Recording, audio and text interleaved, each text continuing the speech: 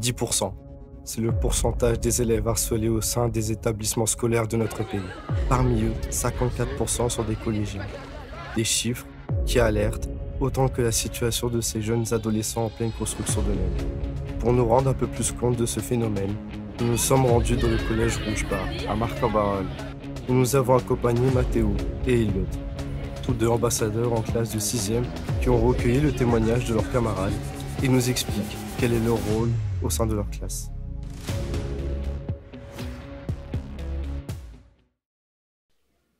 Bonjour, moi c'est Elliot. Moi c'est Mathéo. On vous présente ce reportage contre le harcèlement avec les 6e ambassadeurs. Bonjour, moi c'est Jenna. Et moi Teresa. Le rôle des 6e ambassadeurs, c'est de être à l'écoute des personnes qui se font harceler. Pour recueillir des informations et on parle le reste de l'équipe. Maintenant, un ambassadeur, ce n'est pas une personne qui se charge de régler les histoires entre les harcelés et les harceleurs. Bonjour, je m'appelle Gloria, j'ai 11 ans et je vais vous raconter un de mes témoignages. Alors, ça s'est passé il y a 2 ans.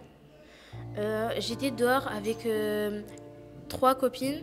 On était dans la rue, on était en train de se balader. Et à un moment, il y a une de mes copines, elle me traite de sale black. Elle m'a jeté sa trottinette. Et vu que moi je l'ai pris mal, je lui ai donné un coup sur le front. Après, je suis rentrée chez moi et de loin, je vois sa mère et elle arriver. J'ai raconté à ma mère ce qui s'est passé. Elle est venue, elle a sonné, on a ouvert, elle est montée et elle a commencé à crier. Ma mère, elle a commencé à hurler, mais fort, parce qu'elle avait commencé à m'embrouiller. Ça s'est fini calmement. Sa mère, elle a dit de faire la paix parce qu'elle n'a pas d'autres amis. Ce qui pousse un élève à devenir harceleur? Peut-être qu'il se sent mal dans sa peau et peut-être qu'il a déjà été victime d'harcèlement et c'est peut-être ses mauvaises fréquentations. Que fait un ambassadeur quand un élève vient vous voir? Un ambassadeur doit être à l'écoute et patient pour pouvoir ensuite le répéter à un adulte. Que vit un élève harcelé? Souvent, les élèves harcelés se sentent refermés sur eux-mêmes, ils sont seuls et ils se sentent tristes. Combien de temps est-on ambassadeur? Alors, on est formé en 6e, puis tout le long des autres années scolaires, on devient de vrais ambassadeurs. Nous nous retrouvons avec Zacharia pour son témoignage. Alors, c'était en CM1 et j'étais avec mes amis, on était dans la récré. Il y avait un garçon de mes amis, du coup il faisait partie de mes amis, et il m'a parlé, il m'a dit « Pourquoi t'as des grosses fesses comme ça ?» Je lui ai dit « Mais qu'est-ce que tu racontes, ça se fait pas de dire ça ?» Après il m'a dit « Ouais, ok, t'as raison. » Du coup je me suis dit « Ouais, peut-être il fait une blague. » Et plus tard, la maîtresse, on va dire 1 an plus tard, en CM2, la maîtresse, elle me demande d'effacer le tableau. Donc j'efface le tableau et j'entends des chuchotements derrière moi.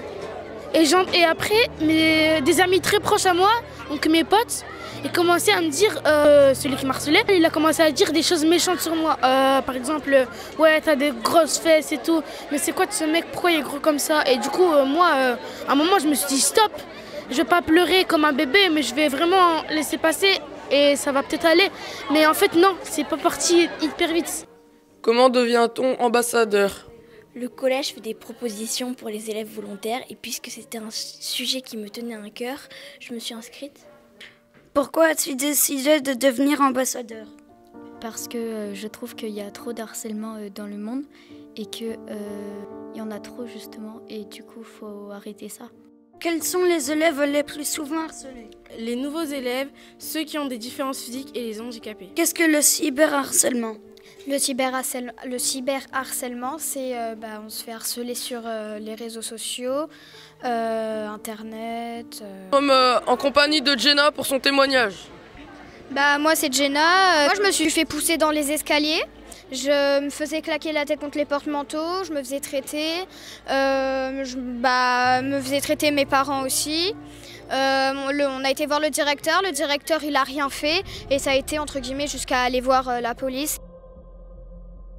Vous l'aurez compris, la vie de ces jeunes au sein de ces établissements ne sont pas sans complexe.